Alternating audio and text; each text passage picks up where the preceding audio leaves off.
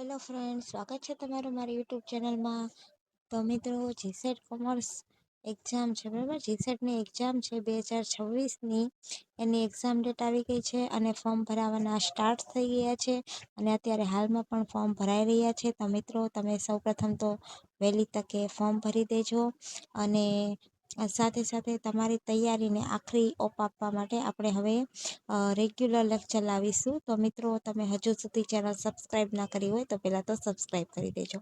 તો મિત્રો, આજે આપણે જોવાના છીએ કે જીસેટ કોમર્સ માટે યુનિટ નંબર 1 છે, એમાં જે આઈએમપી ટોપિક છે એને આપણે કવર કરવાના છીએ. તો મિત્રો, એન્ડ સુધી વિડીયોમાં બન્યા રહેજો.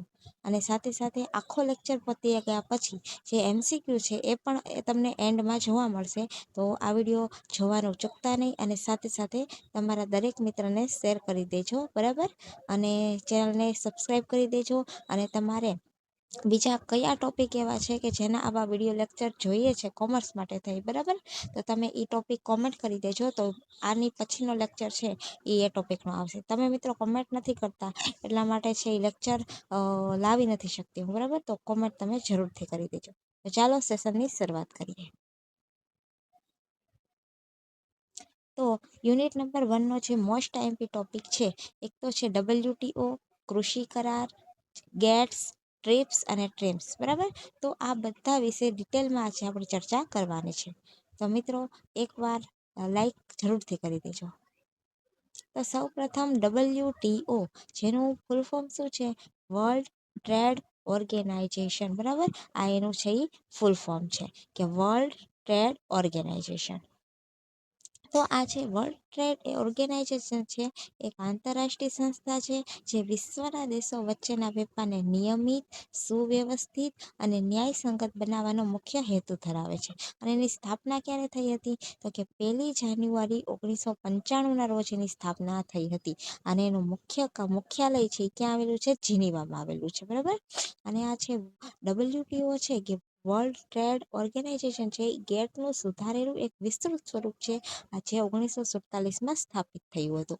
અને ગેટનો મુખ્યત્વે એ ફક્ત માલ પૂરતું જ મર્યાદિત હતું, જ્યારે WTO છે એ માલ, સેવા અને જે બૌદ્ધિક સંપત્તિના અધિકારો છે તેનાથી એને વિસ્તૃત કરવામાં આવ્યું છે, બરાબર? એનો જે વિસ્તાર છે એ વધાર્યો છે, બરાબર?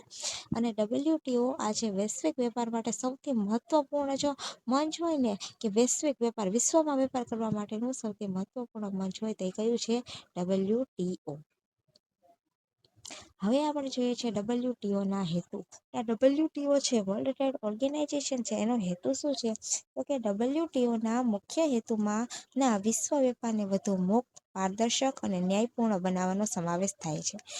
WTO દેશો વચ્ચેના વેપારમાં ભેદભાવ ઘટાડે છે અને મોસ્ટ ફેવર્ડ નેશન સિદ્ધાંત અનુસાર દરેક દેશને સમાન સવલતો મળે તે સુનિશ્ચિત કરે છે. કે દરેક દેશ છે, બરાબર, એ દરેક દેશને જે કાંઈ સવલતો મળે છે, જે કાંઈ સુવિધા મળે છે, એ બધી સુવિધા છે એ સુનિશ્ચિત કરે છે. કેવી? બધા દેશને એક સરખી જ મળવી જોઈએ, બરાબર? તો એ કોણ કરે છે? WTO, બરાબર? અને WTO નો હેતુ શુલ્ક અને અન્ય વેપાર અવરોધોને ઘટાડવાનો છે, જેથી આંતરરાષ્ટ્રીય વેપાર સરળ બને. કે વેપારના જે અવરોધો હોય છે ઘટી જાય તો આ ઇન્ટરનેશનલ વેપાર છે, બરાબર? ઇન્ટરનેશનલ જે વ્યાપાર છે એ છે સરળતાપૂર્વક બને. તે ઉપરાંત WTO વિકાસશીલ દેશોને ખાસ સહાય પૂરી પાડે છે અને વૈશ્વિક આર્થિક વિકાસને પ્રોત્સાહન આપે છે. વેપાર વિવાદોને શાંતિપૂર્ણ રીતે ઉકેલવા માટે WTO એક અસરકારક મંચ પૂરો પાડે છે. તો આ હતા મિત્રો એના હેતુઓ. હવે આપણે જોઈએ છીએ એના કાર્યો, કે WTO છે એ કયા કયા કાર્યો કરે છે. તો કે પહેલા તો વેપાર માટેના નિયમો બનાવે છે, સભ્ય દેશો વચ્ચેના વિવાદોનું નિરાકરણ લાવે છે, વેપાર નીતિની સમીક્ષા કરે, આંતરરાષ્ટ્રીય વેપાર ચર્ચા માટે મંચ આપે અને ટેકનિકલ સહાય સાથે તાલીમ પણ આપે. ત્યાર પછીનો મિત્ર બીજો ટોપિક છે કૃષિ કરાર, એગ્રીમેન્ટ ઓન એગ્રીકલ્ચર, AOA એનું ટૂંકમાં નામ છે. તો એ શું છે? તો કે એગ્રીમેન્ટ ઓન એગ્રીકલ્ચર છે એ વર્લ્ડ ટ્રેડ ઓર્ગેનાઇઝેશનનો એક મહત્વનો એક કરાર છે. એગ્રીમેન્ટ ઓન એગ્રીકલ્ચર છે એ WTOનો એક મહત્વપૂર્ણ કરાર છે જે કૃષિ ક્ષેત્રમાં ન્યાયસંગત અને બજાર આધારિત વેપારી સ્થાપિત કરવાનો પ્રયત્ન કરે છે. અને કૃષિ ક્ષેત્રમાં વિવિધ દેશો દ્વારા જે આપવામાં આવતી જે સબસિડી હોય અને સાથે સાથે રક્ષણાત્મક નીતિને કારણે વૈશ્વિક વેપારમાં જે અસંતુલન ઊભું થતું હતું તેથી આ એઓએ લાવવામાં આવ્યો. હવે આ એઓએ છે ને એ 3 મુખ્ય આધાર સ્તંભ છે, બરાબર એના. અને આ જે મુખ્ય 3 એના આધાર સ્તંભો છે એના પર આધારિત છે. તો ચાલો હવે આપણે જોઈએ એના 3 મુખ્ય સ્તંભો કયા કયા છે. તો એમાં 3 મુખ્ય સ્તંભમાં પેલું છે માર્કેટ એસેસ, બજારમાં પ્રવેશ, બરાબર. આમાં શું હોય તો કે દેશોએ કૃષિ ઉત્પાદન આમાં દેશોએ જે કૃષિ ઉત્પાદન ઉપર જે લાગતા છે ક્વોટા હોય અને અન્ય અવરોધોને ટેરિફમાં પરિવર્તિત કરવા અને પછી તેને ઘટાડવા માટે પ્રતિબદ્ધતા વ્યક્ત કરી છે. એટલે આયાત માટે શું થાય કે બજાર છે વધારે ખુલ્લું બને. ત્યાર પછીનો બીજો આધાર સ્તંભ છે ડોમેસ્ટિક સપોર્ટ, બરાબર. તો કે આમાં 3 પ્રકારની સબસિડીને 3 વર્ગમાં વહેંચવામાં આવે છે. એક તો એમ્બર બોક્સ જે વેપારને વિક્ષેપિત કરતી સબસિડી છે એને ઘટાડવાની છે. ગ્રીન બોક્સ છે એને વેપારને અસર ન કરતી હોય સબસિડી એને મંજૂર, અને બ્લુ બોક્સ ઉત્પાદન મર્યાદિત કરતી સબસિડી. ત્યાર પછીનો ત્રીજો આધાર સ્તંભ છે એક્સપોર્ટ સબસિડી, નિકાસની સબસિડી, બરાબર. કે નિકાસ માટે જે આપવામાં આવતી જે સબસિડી હોય એને શું કરવાની છે, ઘટાડી દેવાની છે. અને ખાસ કરીને જે વિકસિત દેશો માટે છે એ વધારે કડક નિયમો છે એ બનાવ્યા છે. ત્યાર પછીનો પોઈન્ટ છે ગેટ્સ. ગેટ્સનો ફૂલ ફોર્મ શું થાય છે મિત્રો? તો કે general agreement on trade in services. કે general agreement on trade in services full form પણ ક્યારેક એક્ઝામ આવી જાય છે મિત્રો. તો સાથે સાથે તમે ફૂલ ફોર્મ જોવો છો એનો સ્પેલિંગ અને તેનો જે આખું ફૂલ ફોર્મ છે વ્યવસ્થિત તમે એકવાર ચેક કરી લેજો, બરાબર. એટલા માટે એક્ઝામમાં એક પણ માર્ક આપણો જવો જોઈએ નહીં. હવે આપણે ગેટ્સ છે એ WTOનો એવો કરાર છે જે સેવાના આંતરરાષ્ટ્રીય વેપારને નિયંત્રિત કરે છે. અને આ કરાર બેન્કિંગ, ટેલિકોમ, શિક્ષણ, આરોગ્ય અને પ્રવાસન જેવી જે સેવાઓ છે ને આવરી લે છે. હવે ગેટ્સની વિશેષતા શું છે કે એમાં છે ને સેવાઓના વેપાર માટે 4 પ્રકારના પુરવઠા દર્શાવવામાં આવે છે. પહેલું છે ઓનલાઈન સેવાવાળું, બરાબર, ક્રોસ બોર્ડર સપ્લાય. બીજું છે કન્ઝપ્શન એબ્રોડ, પ્રવાસન માટે. ત્રીજું છે કોમર્શિયલ, વિદેશમાં કંપનીની સ્થાપના માટે. અને ચોથું છે મુવમેન્ટ ઓફ નેચરલ પર્સન, બરાબર, વ્યક્તિ દ્વારા જે સેવા છે. અને ગેટ્સ હેઠળ MFN અને નેશનલ ટ્રીટમેન્ટ જેવા સિદ્ધાંતો લાગુ પડે છે. અને સેવાઓના ક્ષેત્રમાં ધીમે ધીમે જે લાઇબરાઇઝેશન, બરાબર, મુક્તિકરણ છે એ લાવવામાં આવે છે. ત્યાર પછીનો પોઈન્ટ છે ટ્રીપ્સ. ટ્રીપ્સનું ફૂલ ફોર્મ શું થાય છે કે trade related expect of intellectual property rights, બરાબર. કે ટ્રીપ્સ કરાર છે એ બૌદ્ધિક સંપત્તિ અધિકારોના સંરક્ષણ માટે બનાવવામાં આવ્યો છે. તેમાં પેટર્ન છે, કોપીરાઇટ છે, ટ્રેડમાર્ક છે, બરાબર, GI છે, ભૌગોલિક સૂચકાંક વગેરે, બરાબર, એનો સમાવેશ થાય છે, બરાબર. અને આ ટ્રીપ્સ હેઠળ પેટર્નને છે ને 20 વર્ષ માટે સુરક્ષા આપવામાં આવી. કેટલા વર્ષ માટે? 20 વર્ષ માટે. મસ્ટ ટાઈમ છે, એકવાર ધ્યાન દઈને જોજો. આ કરાર નવી શોધોને પ્રોત્સાહિત કરે છે, પરંતુ તે વિકાસશીલ દેશો માટે કેટલીક સમસ્યા પણ ઊભી કરે છે.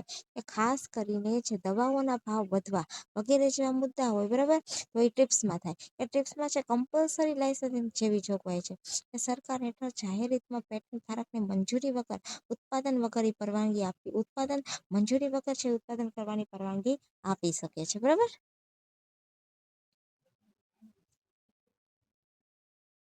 હવે છે ટ્રીમ્સ, કે ટ્રેડ રિલેટેડ ઇન્વેસ્ટમેન્ટ મેઝર. તો કે ટ્રીમ્સનો કરારનો હેતુ શું છે કે વેપારને અસર કરતી રોકાણ સંબંધિત જે નીતિ હોય એને દૂર કરવાની છે. ઘણા દેશો વિદેશી રોકાણો પર લોકલ કન્ટેન્ટ રિક્વાયરમેન્ટ અથવા તો ટ્રેડ બેલેન્સિંગ જેવી શરતો મૂકે છે, જે શું થાય છે કે વેપારને વિક્ષેપિત કરે છે. અને ટ્રીમ્સ આવા પગલાંને પ્રતિબંધિત કરે છે અને રોકાણ માટે સમાન અને ન્યાયસંગત વાતાવરણ બનાવે છે. આ કરાર ખાસ કરીને માલ સાથે સંબંધિત રોકાણ પર લાગુ પડે છે. હવે ટૂંકમાં આપણે જોઈએ કે WTO છે એ વૈશ્વિક વેપારની સંસ્થા છે.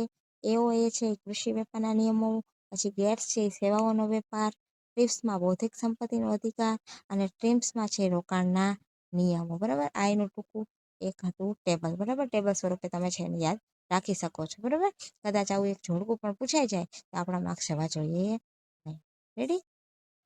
તમે તો જો તમને આ સેશન ગમ્યું હોય તો લાઈક જરૂરથી કરતા જજો, અને ચેનલમાં નવા હોય તો સબસ્ક્રાઈબ કરતા જજો. હવે આપણે આ ટોપિકના MCQ કે કેવા કેવા પ્રશ્નો પૂછાઈ શકે એ હવે આપણે જોઈએ. તો પહેલો પ્રશ્ન છે WTOની સ્થાપના ક્યારે થઈ? તો વર્લ્ડ ટ્રેડ ઓર્ગેનાઇઝેશનની સ્થાપના ક્યારે થઈ? 1995. પછી છે WTOનું મુખ્યાલય ક્યાં આવેલું છે? તો જીનીવામાં. પછી WTO કઈ સંસ્થાનું સુધારેલું સ્વરૂપ છે? ગેટનું. પછી WTOનું સર્વોચ્ચ મંડળ કયું છે? Ministerial conference. પછી AOA બરાબર, કૃષિ કરારના કેટલા મુખ્ય સ્તંભ છે? 3 બરાબર. પછી નીચેનામાંથી કયો AOA નો ભાગ નથી? તો ફોરેન ઇન્વેસ્ટમેન્ટ એનો ભાગ નથી. બાકી આ 3 તો આપણે જોયા હતા બરાબર ને. આ 3 એના આધારસ્તંભ છે, ચોથું અહીંયા આપેલું છે એ નથી. પછી એમ્બર બોક્સ શું દર્શાવે છે? તો કે trade destroying subsidy. Green box શું છે? નોન ટ્રેડ ડિસ્ટ્રોઈંગ સબસિડી બરાબર. અને ટ્રિપ્સનો સંબંધ કયા સાથે છે? Intellectual property rights. પેટન્ટ કેટલા વર્ષ માટે મળે છે? 20. ટ્રિપ્સનો હેતુ શું છે? તો કે ટ્રેડ ડિસ્ટ્રોઈંગ ઇન્વેસ્ટમેન્ટ મેજર દૂર કરવી. અને ટ્રિપ્સ કયા ક્ષેત્ર સાથે વધુ સંબંધિત છે? તો કે ગુડ્સ રિલેટેડ ઇન્વેસ્ટમેન્ટ. તો મિત્રો આ યુનિટ નંબર 1માં જે આ ટોપિક હતો, આખો ટોપિક કવર થઈ ગયો છે બરાબર મિત્રો. તો મિત્રો આની પછીનો લેક્ચર આવશે. હવે ડેઈલી લેક્ચર આપણે ચાલુ કરવાના છીએ બરાબર, રેગ્યુલર. તો મિત્રો તમે હજુ સુધી ચેનલને એકવાર સબસ્ક્રાઈબ કરી દેજો. અને જો તમને આ વિડીયો ગમ્યો હોય તો લાઈક કરવાનું ભૂલતા નહીં. અને થેન્ક યુ.